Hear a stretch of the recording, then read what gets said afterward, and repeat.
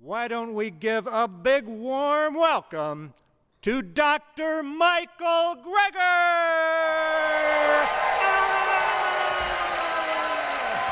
There you go.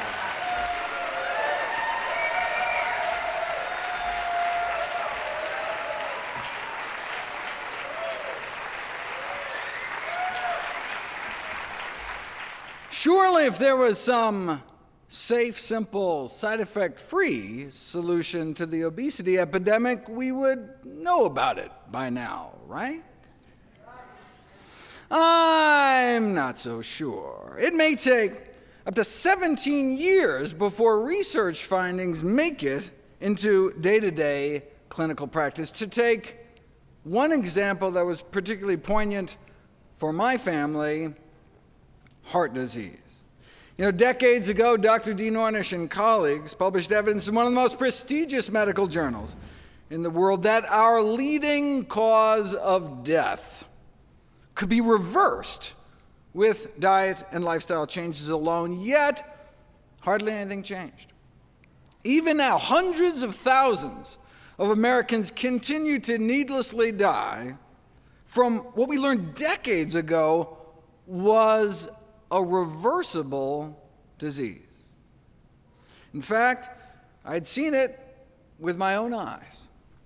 My grandmother was cured of her end-stage heart disease by one of Dean's predecessors, Nathan Pritikin, using similar methods. So if effectively the cure to our number one killer of men and women could get lost down some rabbit hole and ignored, what else might there be in the medical literature that could help my patients, but just didn't have a corporate budget driving its promotion? Well, I made it my life's mission to find out.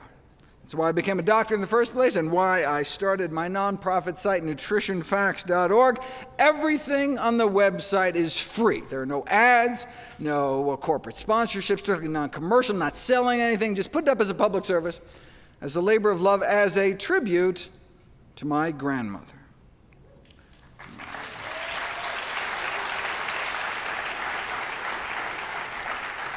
New videos and articles nearly every day on the latest in evidence-based nutrition. What a concept.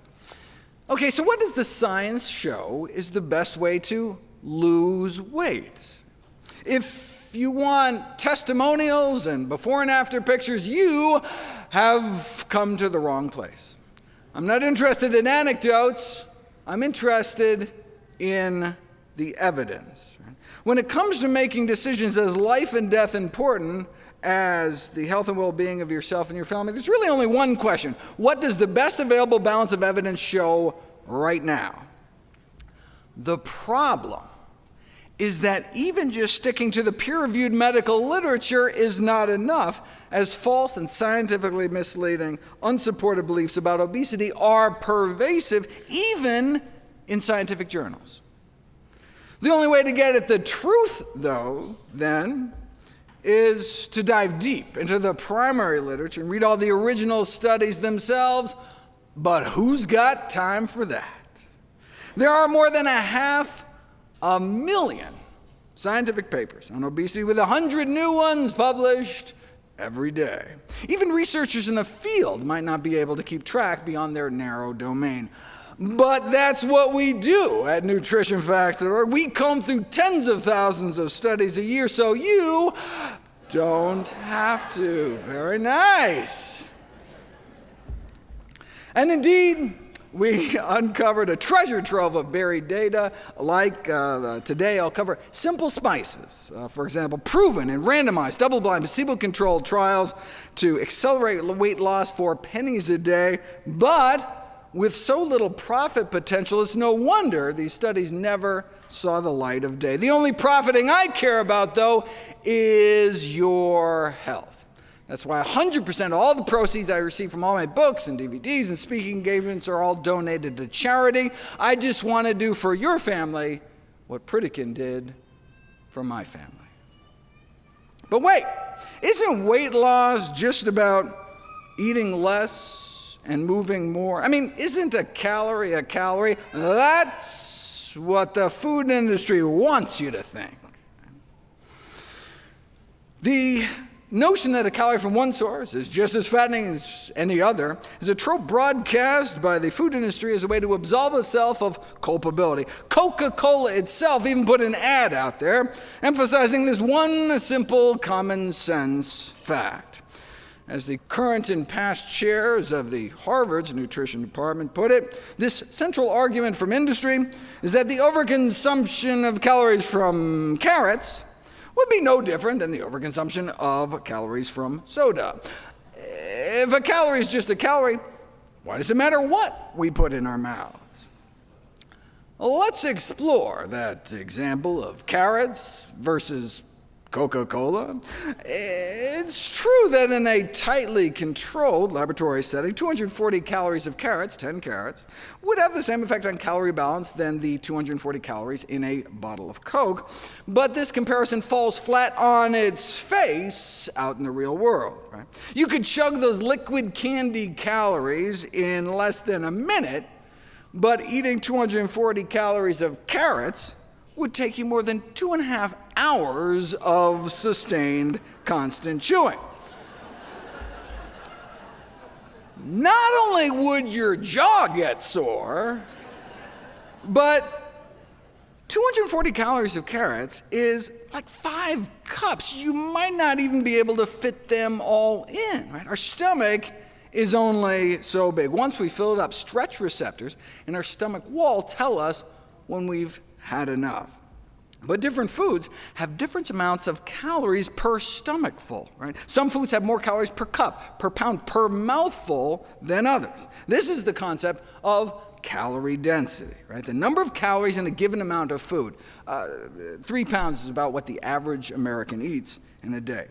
As you can see, for example, oil is a high calorie density, meaning a high calorie concentration, lots of calories kind of packed into a small space. So drizzling just a tablespoon of oil onto a dish adds over 100 calories. For those same calories, you could have instead eaten about 2 cups of blackberries, for example, a food with a low calorie density. So these 2 meals have the same number of calories. You could swig down that spoonful of oil, not even feel anything in your stomach, but eating a couple cups of berries could start to fill you up. Right? That's why, yes, biochemically, a calorie is a calorie, but eating the same amount of calories in different foods can have different effects.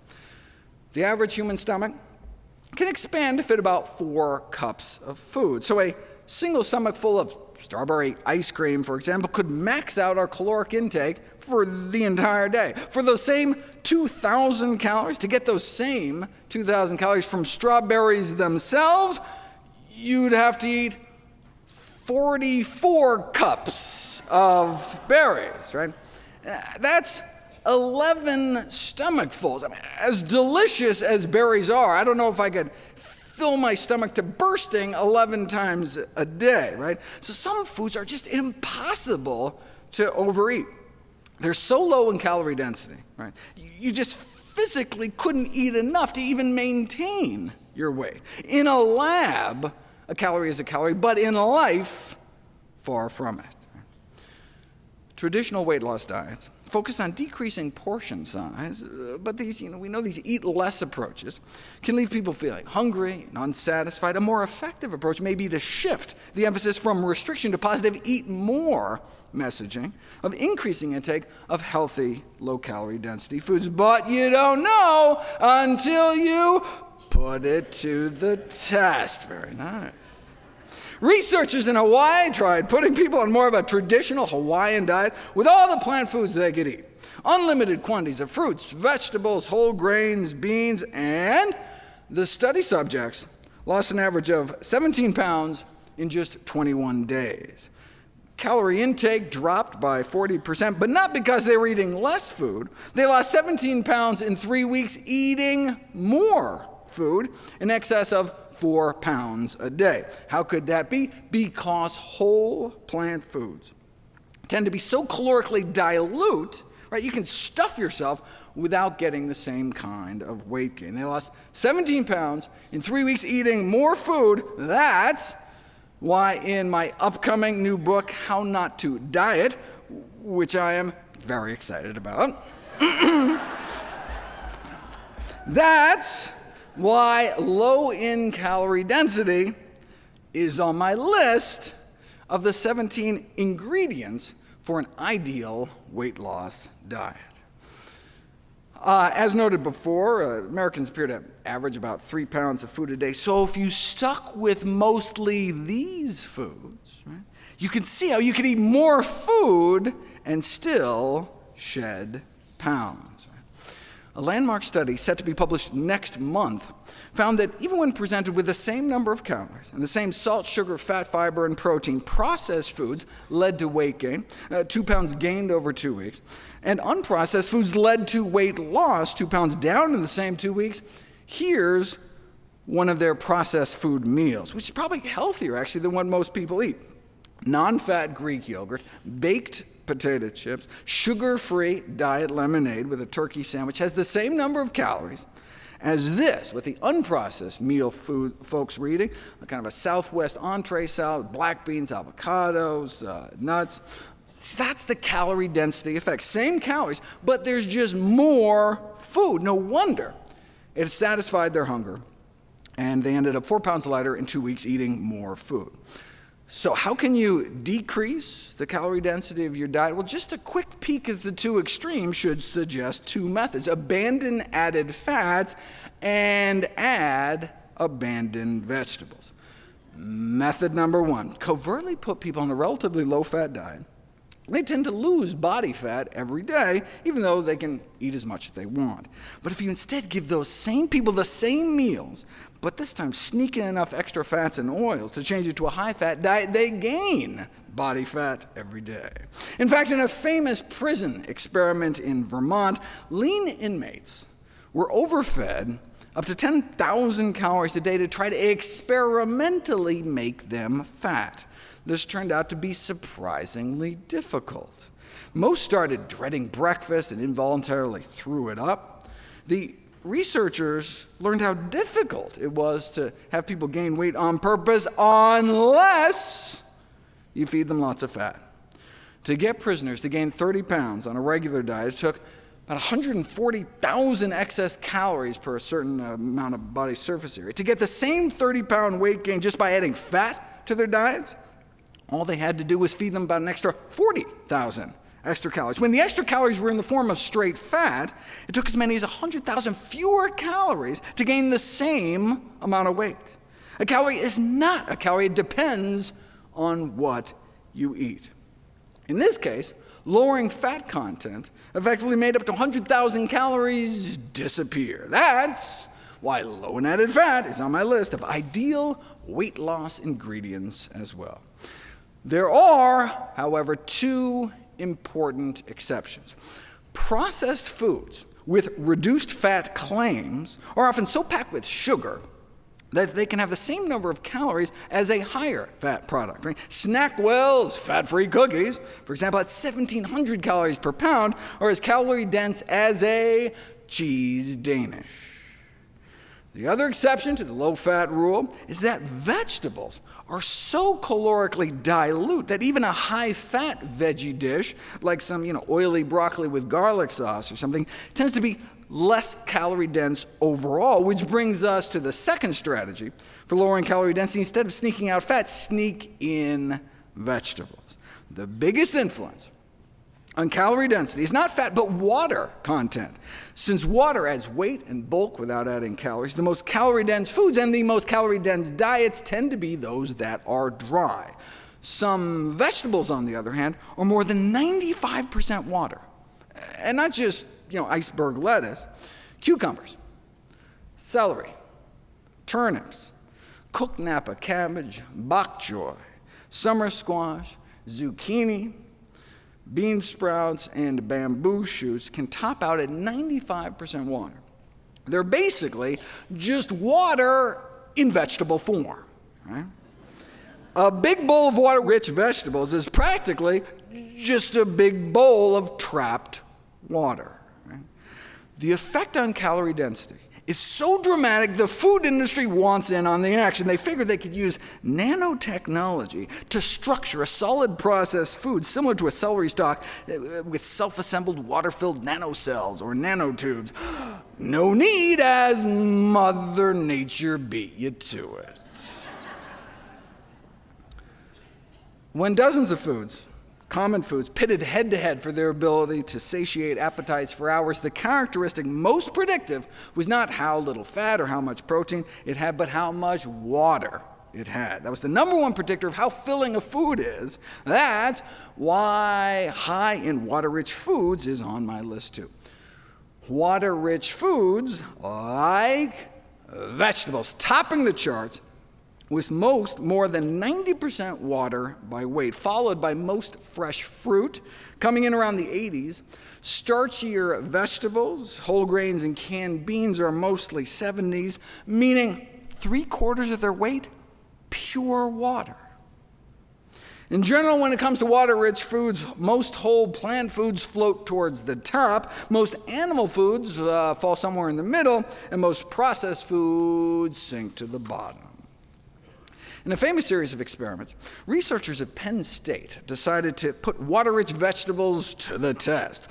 Study subjects were served pasta and told to eat as much or as little as they'd like, and on average they consumed about 900 calories of pasta. Now, what do you think would happen if as a first course you gave them 100 calories of salad, composed largely of lettuce, carrots, cucumber, celery, and cherry tomatoes? Would they go on to eat the same amount of pasta and end up with a 1,000-calorie lunch, 900 plus 100? Or would they eat maybe 100 fewer calories of pasta, effectively canceling out the added salad calories? It was even better than that. They ate more than 200 fewer calories of pasta. Thanks to the salad, 100 calories in, 200 calories out. Right? So in essence, the salad had negative 100 calories. Preloading with vegetables can effectively subtract 100 calories out of a meal. Right? That's how you can lose weight, by eating more food. Of course, the type of salad matters. The researchers repeated the experiment, this time added a fatty dressing, extra shredded cheese, which quadrupled the salad's calorie density. Now, eating this salad as a first course didn't turn a 900-calorie meal into one with less than 800 calories. Instead, it turned it into a meal with calories in the quadruple digits. Right? It's like preloading pizza with garlic bread. Right? You can end up with more calories overall. Okay, so what's the cutoff? Studies on preloading show that eating about a cup of food before a meal decreases subsequent intake by about 100 calories. So to get a negative calorie effect, the first course would have to contain fewer than 100 calories per cup. Right? As you can see in the chart, this includes most fresh fruit and vegetables, but having something like a dinner roll would not work. But hey, give people a large apple to eat before that same pasta meal, and rather than consuming 200 calories less, it was more like 300 calories less. So, how many calories does an apple have? It depends on when you eat it. Before a meal, an apple could effectively have about negative 200 calories. You can see the same thing, giving people vegetable soup as a first course. Hundreds of calories disappear. One study tracked people's intake throughout the day, even found that overweight subjects randomized to pre-lunch vegetable soup not only ate less lunch, but deducted an extra bonus 100 calories at dinner too, a whole 7 hours later. Right? So the next time you sit down to a healthy soup, you can imagine calories being veritably sucked out of your body with every spoonful.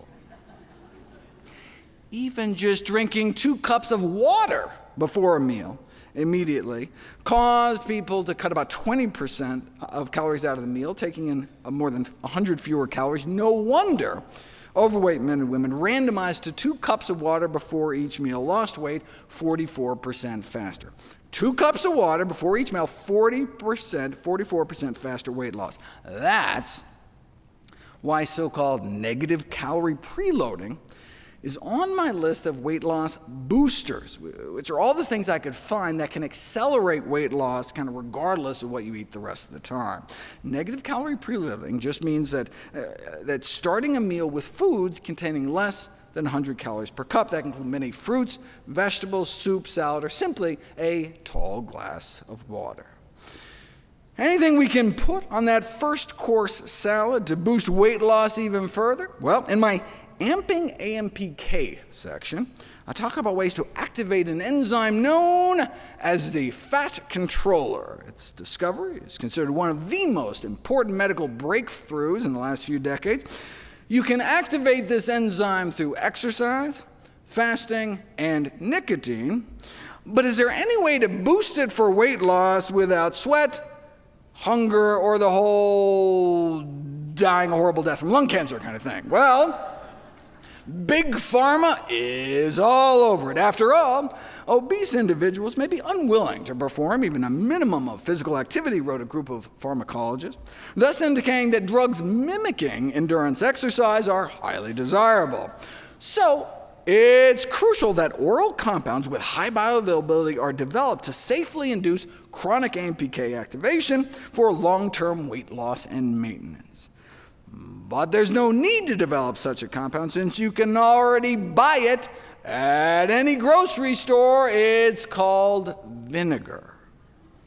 When vinegar, acetic acid, is absorbed and metabolized, you get a natural AMPK boost. Enough of a boost to lose weight at a typical dose you might use dressing a salad? Well, vinegar has evidently been used to treat obesity for centuries, but only recently has it been put to the test. Randomized, double-blind, placebo-controlled trial on the effects of vinegar intake on the reduction of body fat in overweight men and women. The subjects were randomized to drink a daily beverage containing 1 or 2 tablespoons of apple cider vinegar, or a control drink, a beverage that developed to taste the same but as the vinegar drink, but prepared with a different kind of acid, so it didn't have any actual vinegar in it.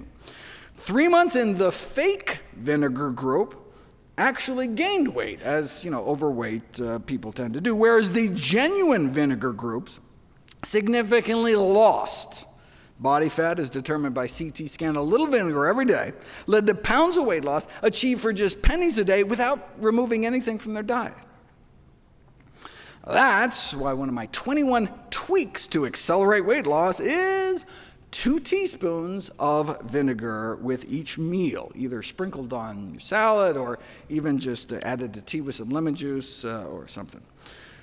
The beauty of the vinegar studies is that they're not just randomized controlled trials, but placebo-controlled trials. Some studies aren't controlled at all. Women asked to eat a ripe tomato before lunch every day for a month, lost about 2 pounds, but without a control group, you don't know if the tomato had anything to do with it. Just being enrolled in a weight loss study where you know they're going to come back and weigh you in a month can have people change their diets in other ways. Right?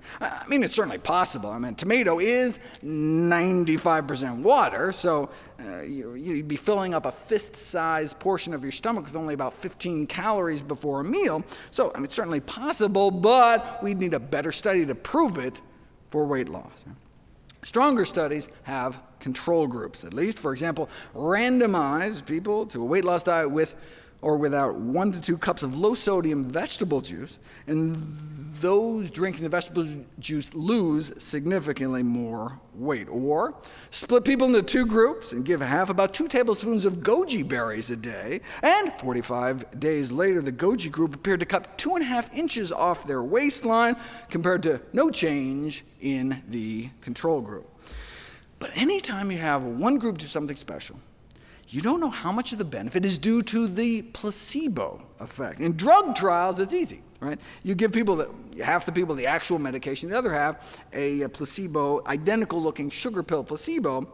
Both groups are then doing the same thing, taking an identical-looking pill. So if you see any difference in outcomes, all right, well then we can suspect it's due to the actual drug, right? But what would placebo broccoli look like, right? That's the problem. You can't stuff cabbage into a capsule, but there are some foods so potent that you could actually fit them into a pill to pit them against placebos spices. Want to know if garlic can cause weight loss? Give people some garlic powder compressed into tablets versus placebo pills. And garlic worked, resulting in both a drop in weight and waistlines within 6 weeks. They used about a half teaspoon of garlic powder a day, which would cost less than 4 cents. 4 cents too steep? How about 2 cents a day? A quarter teaspoon of garlic powder a day. About 100 overweight men and women randomized a quarter teaspoon worth of garlic powder a day or placebo, and those unknowingly taking that 2 cents worth of garlic powder a day lost about 6 pounds of straight body fat over the next 15 weeks. Now, if you can splurge up to 3 cents a day, there's black cumin. A meta-analysis of randomized controlled trials shows weight loss efficacy, again, with just a quarter teaspoon a day. Not regular cumin. This is a completely different spice known as black cumin. You say, well, what is black cumin? You obviously haven't been reading your Bibles. Described as a miracle herb, besides the weight loss, there are randomized controlled trials showing daily black cumin consumption significantly improves cholesterol and triglycerides, significantly improves blood pressure and blood sugar control. But I use it just because it tastes good. I just put black cumin seeds in a pepper grinder and grind it like pepper. With more than 1,000 papers published in the medical literature on black cumin, some reporting extraordinary results like dropping cholesterol levels as much as a statin drug. Why don't we hear more about it? Why weren't we taught about it in medical school? Right? Presumably because there's no profit motive, right? Black cumin is just a common natural spice, right? You're not going to thrill your stockholders selling something that you can't patent that costs 3 cents a day. Or you can use regular cumin, the second most common popular spice on earth. Those randomized a half of a teaspoon at both lunch and dinner over 3 months, lost 4 more pounds and an extra inch off their waist, found comparable to the obesity drug known as Orlistat. That's the anal leakage drug you may have heard about. Though the drug company evidently prefers the term fecal spotting to describe the rectal discharge it causes. The drug company's website offered some helpful tips, though. It's probably a smart idea to wear dark pants and bring a change of clothes with you to work. You know, just in case a drug causes you to crap your pants at work. I think I'll stick with the cumin. Cayenne pepper can counteract the metabolic slowing that accompanies weight loss and accelerate fat burning as a bonus. Ginger powder, over a dozen randomized controlled trials starting at just a quarter teaspoon of ground ginger a day, showing significantly decreased body weight at just pennies a day, proven in placebo-controlled trials to work, but you probably never heard about any of this because they can't make enough profit. Don't get me started. Let me go back to the Coke versus carrots example. A calorie is not a calorie because drinking this is not the same as eating this. But even if you consume the same number of calories, chewed for hours to pack in all those carrots, a calorie may still not be a calorie because it's not what you eat, it's what you absorb. And as anyone who's ever eaten corn can tell you, some bits of vegetable matter can pass right through you. A calorie may still be a calorie circling your toilet bowl, but flush calories aren't going to make it onto your hips. Right? That's where fiber comes in. If you bump people's fiber intake up, even to just the recommended minimum daily intake, they start losing weight because they experience about a 10% drop in daily caloric intake. Why should more fiber mean fewer calories? Well, of course, first it adds bulk without adding calories. Cold-pressed apple juice, for example, is basically just apples minus fiber, and you could chug that, chug a bottle of juice in a couple of seconds. But, to get the same number of calories, you would have to eat about 5 cups of apple slices, and that's the difference fiber can make. But it's not just a calorie density thing. Imagine what happens next, right? The apple juice would get rapidly absorbed as soon as it's spilled out of your stomach into your gut, right? Spike your blood sugars, whereas the sugar trapped in the mass of chewed apple slices would be absorbed more slowly along the length of your intestines, right? Nutrients can only be absorbed when they physically come in contact with the side of your intestine, with your gut wall, right? Now, fiber never gets absorbed, right? So it can act as a carrier to dilute or even eliminate calories out the other end. And fiber doesn't just trap sugars, it acts as a fat and starch blocker too. Those on the standard American diet lose about 5% of their calories through their waste every day. But on a higher fiber diet, we double that. It's not what you eat, but what you absorb. So you can lose weight on a high-fiber diet eating the exact same number of calories simply because some of those calories get trapped, get flushed down the toilet, and never make it into our system. And it's not just the calories in the high-fiber foods themselves that are less available. High-fiber foods trap calories across the board, right? So eat a Twinkie on a high-fiber diet and you absorb fewer Twinkie calories. It's like every calorie label you look at gets instantly discounted when you're eating lots of fiber-rich foods, which is why it makes it onto my list. My section on other fat-blocking foods starts out with a command to eat your thylakoids, doctor's orders. What on earth is a thylakoid? Just the source of nearly all known life and the oxygen we breathe. No biggie. Thylakoids are where photosynthesis takes place, the process by which plants turn light into food. Thylakoids are the great green engine of life, microscopic sac-like structures composed of chlorophyll-rich membranes concentrated in the leaves of plants. When we eat thylakoids, when we bite into a leaf of spinach or something, those green leaf membranes don't immediately get digested. They last for hours in our intestines, and that's when they work their magic. Thylakoid membranes bind to lipase. Lipase is the enzyme in our body that our body uses to digest fat. So if you bind the enzyme, you slow fat absorption. But if all the fat is eventually absorbed, what's the benefit? Location, location, location. There's a phenomenon known as the ileal brake. The ileum is the last part of the small intestine before it dumps into your colon.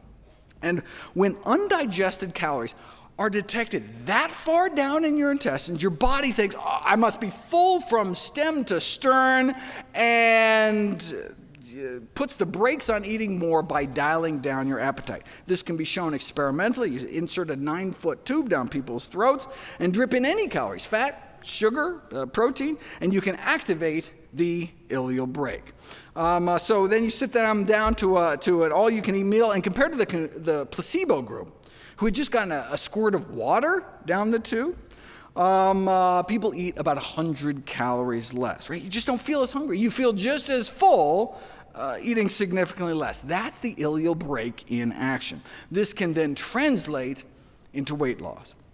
Randomize overweight women on a diet to green plant membranes, in other words, just covertly slip them some powdered spinach, and they get a boost in appetite-suppressing hormones, a decreased urge for sweets. Yes, indeed, spinach can cut your urge for chocolate.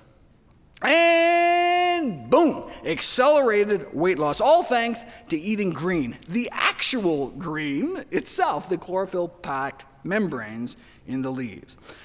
Now, the researchers use spinach powder just so they can create convincing placebos, but you can get just as many thylakoids eating about a half a cup of cooked greens, which is what I recommend people eat 2 times a day in my daily dozen checklist of all the healthiest of healthy things I encourage people to fit into their daily routine.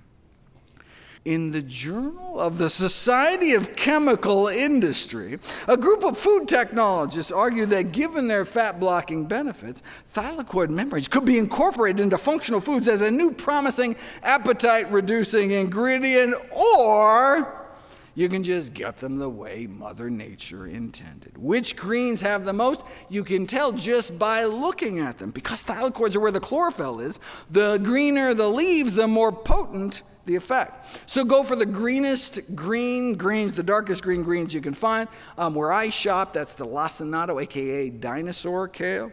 Now, if you overcook greens too long, right? You know how they turn that drab olive brown? That's the thylakoids physically degrading. But blanched for 15 seconds or so in steaming or boiling water, you know how greens can get even brighter green? That actually translates into a boost in the fat blocking ability. So you can gauge thylakoid activity in the grocery store, in your kitchen with your own two eyes by going for the green.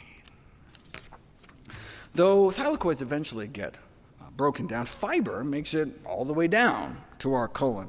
While it's technically true that we can't digest fiber, that's only applicable to the part of us that's actually human.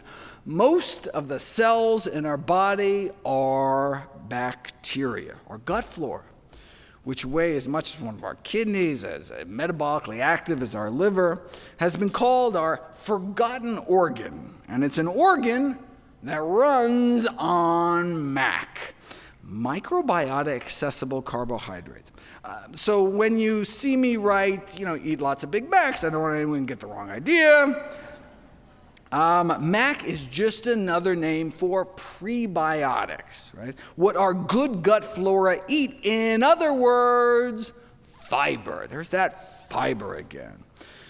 What do our good bacteria do with the fiber? We feed them and they feed us right back. They make short-chain fatty acids that get absorbed from the colon into our bloodstream, circulate through our body, and even make it up into our brain. Right?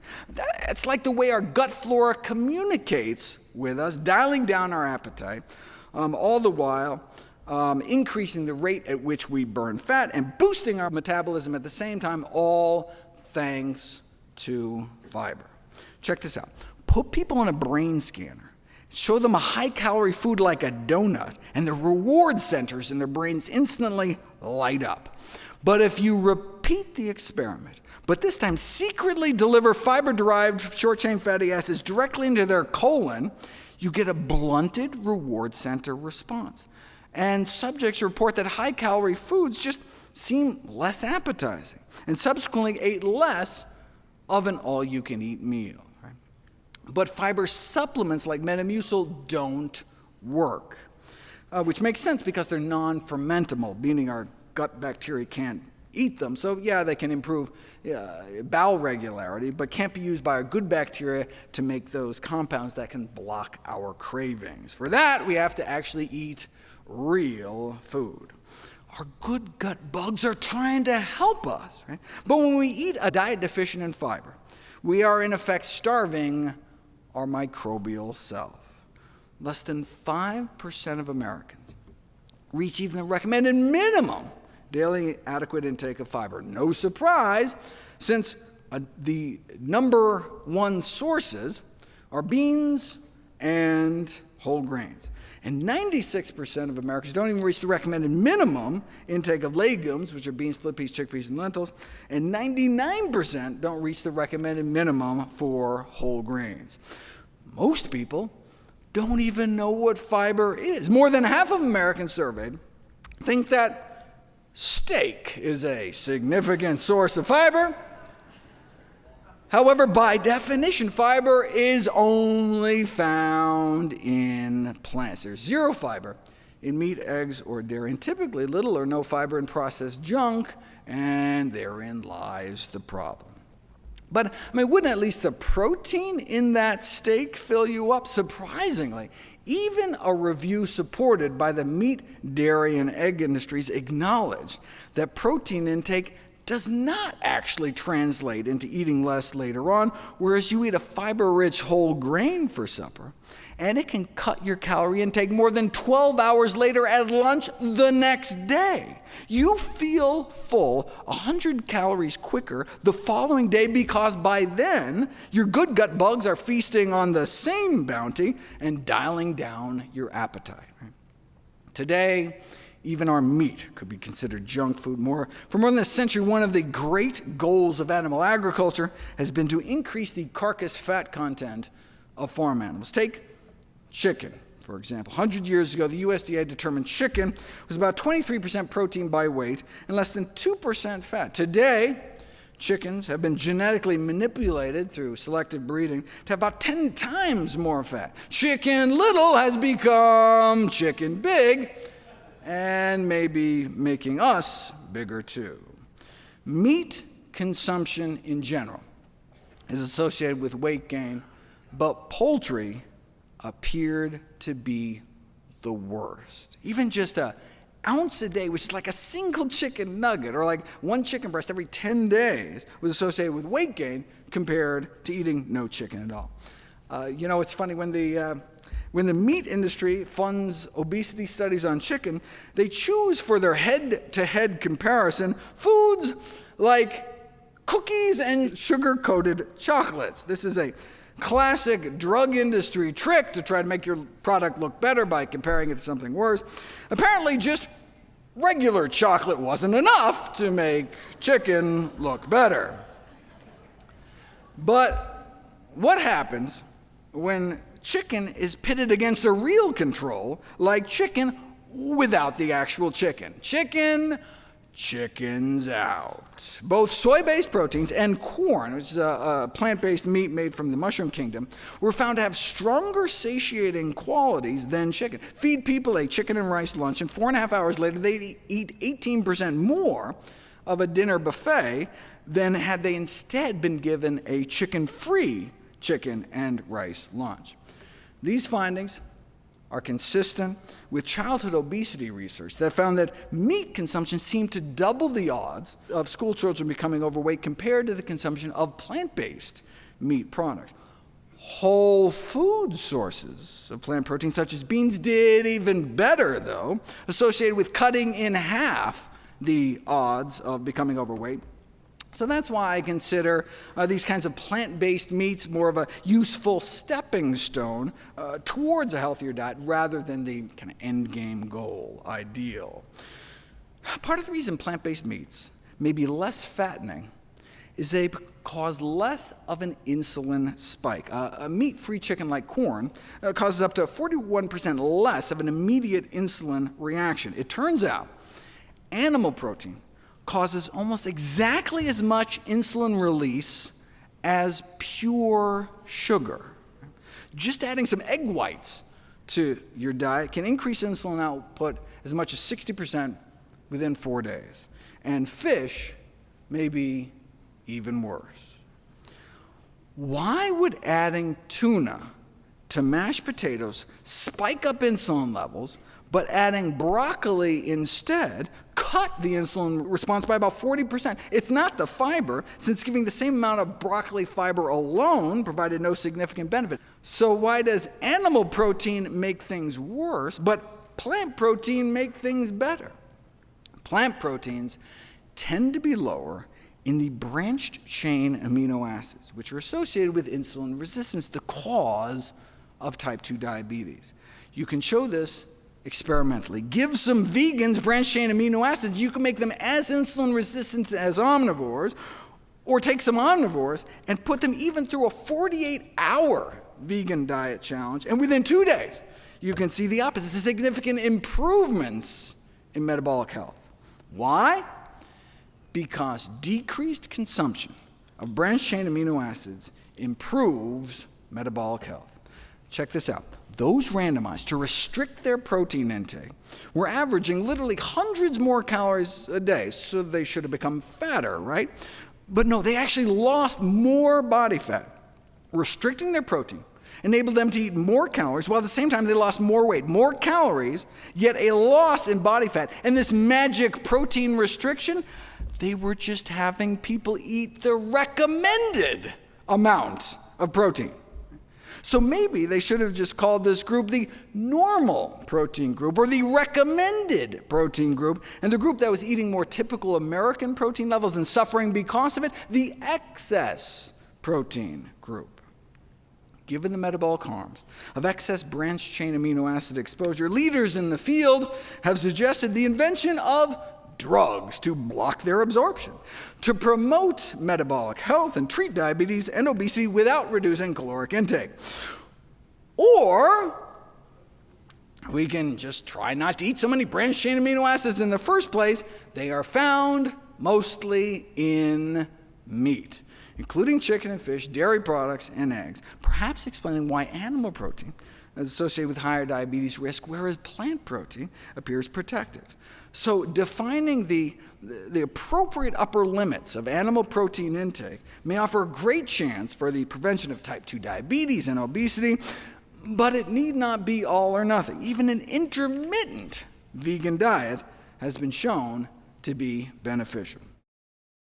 If there was one piece of advice that sums up the recommendations in my upcoming book, it would be wall off your calories. Animal cells are encased only in easily digestible membranes, which allows the enzymes in our gut to effortlessly liberate the calories in a steak, for example. Right?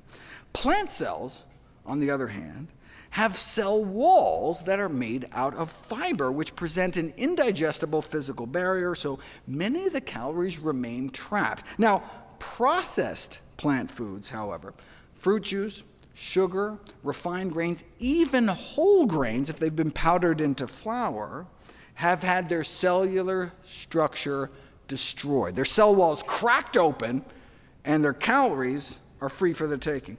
But when you eat structurally intact plant foods, chew all you want, you're still going to end up with calories completely surrounded by fiber, which then blunts the glycemic impact, activates the ileal brake, and delivers sustenance to your friendly flora. So, bottom line, try to make sure as many of your calories as possible, your protein, your carbs, your fat, are encased in cell walls. In other words, from whole, intact plant foods.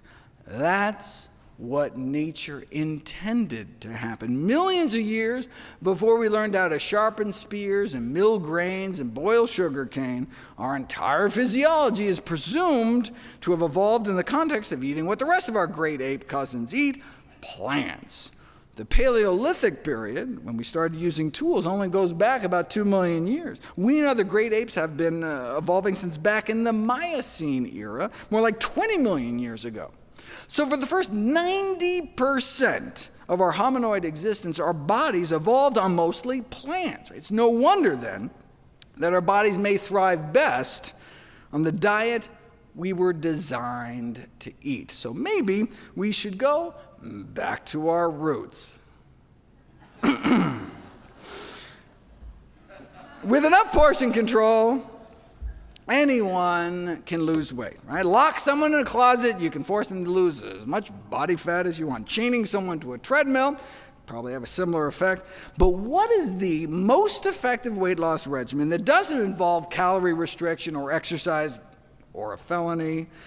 I scoured through the medical literature at all the randomized controlled trials, and the single most successful strategy to date is a diet of whole plant foods. The single most effective weight loss intervention like that ever published in the peer-reviewed medical literature, a whole food, plant-based diet. That works better than anything else studied to date, and no wonder, given what we just learned about fiber and branched-chain amino acids and all that. Okay. Now, I mean, we've known for more than 40 years that those eating predominantly plant-based diets weigh on average about 30 pounds less than the general population, but you don't know if it's the diet itself until you put it to the test. In 2017, a group of New Zealand researchers published the Broad Study, 12-week randomized controlled trial in the poorest region of the country with the highest obesity rates.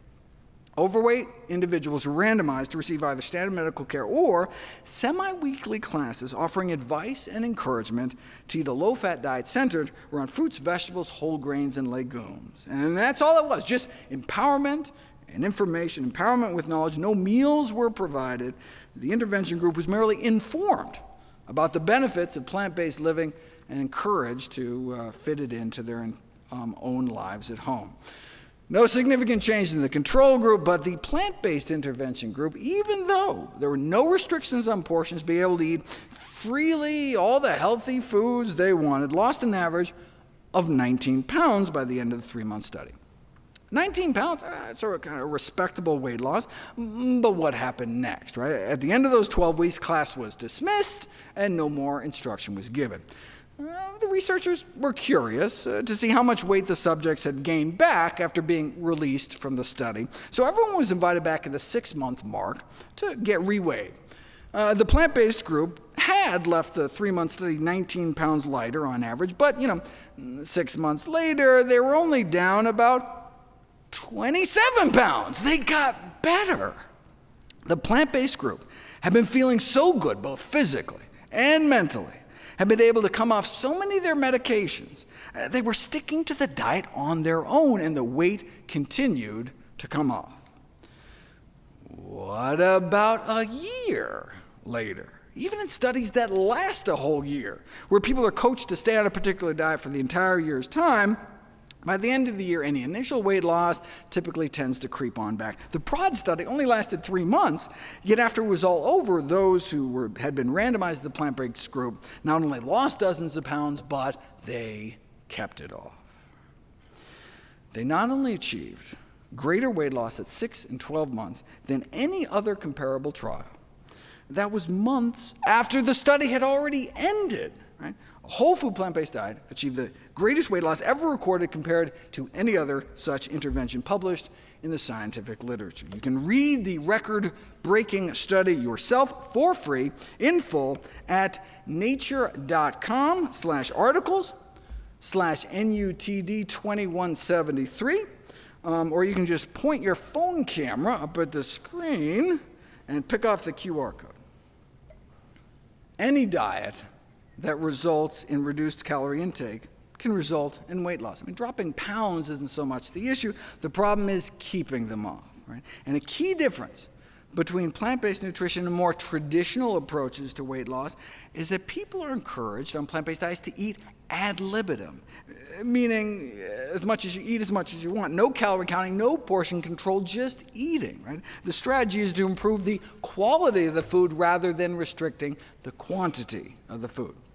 You put people on a diet packed with fruits, vegetables, whole grains, and beans that allow them to eat as much as they want, they end up eating about 50% fewer calories than they might have otherwise, just as full on half the calories.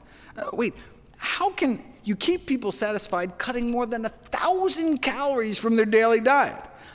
By eating more high-bulk, low-calorie density foods, vegetables, fruits, whole grains, beans, and fewer calorie-dense foods like meats, cheeses, sugars, and fats. Right? But it may not just be the calories in side of the equation. Those eating more plant-based appear to effectively be burning more calories in their sleep. The resting metabolic rate of those eating more plant-based may be 10% higher or more, a boosted metabolism that can translate into burning off hundreds of extra calories a day more without doing a thing. Eating more plant-based, you burn more calories just existing. So no wonder why those who eat more plant-based tend to be slimmer. Start packing your diet with real foods that grow out of the ground, and the pounds should come off naturally, taking you down towards your ideal weight. Okay, so that's what I spent the first half of the book doing, laying out the optimum weight loss diet. Plant yourself. Then I spend the second half of the book on all the tools I unearthed to drive further weight loss for any stubborn pounds that remain. We already learned that a calorie is not necessarily a calorie. 100 calories of chickpeas, right, has a different impact than 100 calories of chicken or chiclets based on factors like absorption and appetite. But in this second half, I go a step further and explore how even the exact same foods eaten differently can have different effects. Even if you eat the same amount, even if you absorb the same amount, a calorie may still not be a calorie. It's not only what we eat, but how and when. Just to give you a taste, the exact same number of calories at breakfast are significantly less fattening than the same number of calories at dinner.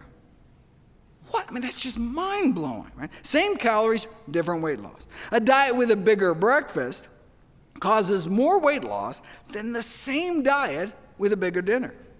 So my recommendation to stop eating after 7 p.m. is not just because, I'm afraid people are mindlessly snacking on the couch or something. The same snack at night is literally more fattening than eating the exact same snack during the daytime.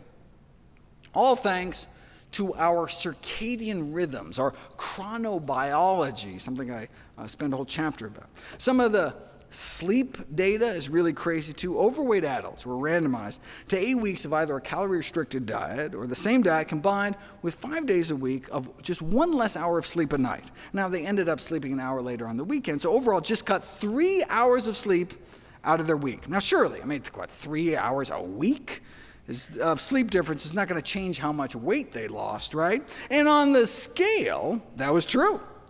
But in the normal sleep group, 80% of the weight loss was fat, whereas in the group missing just a few hours of sleep, it was the opposite, with 80% of the loss being lean body mass, right? So, you snooze, you lose fat. Right? A few hours of missed sleep seemed to totally flip fat loss on its head, but just looking at the scale, you wouldn't know it. It's like when people fast. Stopping eating completely for a week or two can cause more weight loss than just restricting your calories, duh, right? But paradoxically, it may actually lead to less loss of body fat. Wait, how can eating fewer calories lead to less fat loss? Because during fasting, your body starts cannibalizing itself and burning your own protein for fuel. The scale made it look as though they were doing better when they were fasting, but the reality is they were doing worse. They would have lost more body fat if they had kept eating. They would have lost more body fat eating more calories. Right?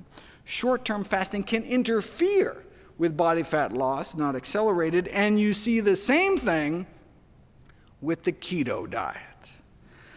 Body fat loss actually slows down when you switch to a ketogenic diet.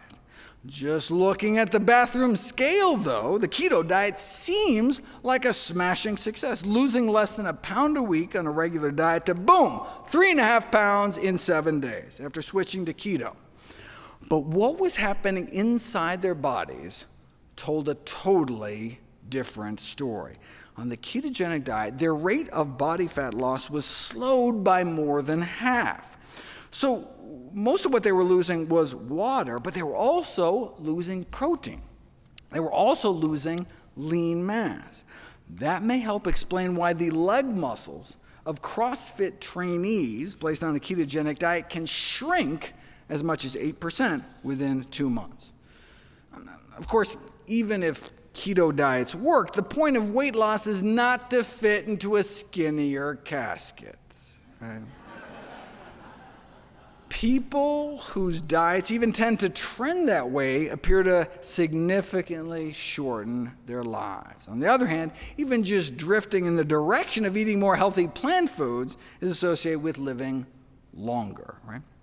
Those going the other way, though, those who start out more plant-based but then add meat to their diet at least once a week, not only appear to double or triple their odds of diabetes, stroke, heart disease, and weight gain, but may also suffer an associated 3.6-year drop in life expectancy. That's going from no meat to just once a week meat or more. Low-carb diets have been shown to impair artery function and worsen heart disease, whereas whole food plant-based diets have been shown to actually reverse heart disease. That's what Ornish used, right? So it appears to be the most effective weight loss diet, just so happens to be the only diet ever proven to reverse heart disease in the majority of patients, right? My grandma didn't have to die like that. No one's grandma has to die like that. If that's all a plant-based diet could do, reverse the number one killer of men and women, shouldn't that be the default diet until proven otherwise? And the fact that it can also be so effective in treating, arresting, or reversing other leading killers like type 2 diabetes and high blood pressure would seem to make the case for plant-based eating simply overwhelming. Only one diet has ever been shown to do all that, a diet centered around whole plant foods. You don't have to mortgage your health to lose weight. The single healthiest diet also appears to be the most effective diet for weight loss. After all, permanent weight loss requires permanent dietary change. I mean, healthier habits just have to become a way of life. And if it's going to be lifelong, you want it to lead to a long life. Thankfully, the single best diet proven for weight loss may just so happen to be the safest, cheapest way to eat for the longest, healthiest life. Thank you.